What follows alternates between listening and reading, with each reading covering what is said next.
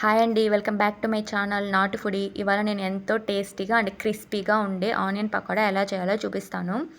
దానికోసం ముందుగా 2 కప్పుల శనగపిండి తీసుకొని అందులో 1 స్పూన్ బియ్య పిండిని వేసుకోవాలి. సన్నగా తరిగిన ఉల్లిపాయ ముక్కలు, అల్లం వెల్లుల్లి పచ్చిమిర్చి పేస్ట్ని కూడా వేసుకొని కరివేపాకు, జీలకర్ర కూడా వేసుకోవాలి. పసుపు, కారం, గరం మసాలా, సాల్ట్, నీళ్లు పోసుకొని బాగా కలుపుకోవాలండి. వీడియోలో చూపించిన విధంగా పక్కన ప్యాన్లో ఆయిల్ వేసుకొని హీట్ చేసి ఈ పిండిని చూపించిన విధంగా వేసుకొని బాగా ఫ్రై చేసుకోవాలండి. ఇవి గోల్డెన్ బ్రౌన్ కలర్ వచ్చేంత వరకు ఫ్రై చేసుకొని పక్కన పెట్టుకోండి. అందులోనే కరివేపాకు కూడా వేసుకొని బాగా ఫ్రై చేసుకొని పకోడా మీద వేసుకోండి. ఈ వీడియో కానీ మీకు నచ్చినట్టయితే like, share, subscribe to my channel.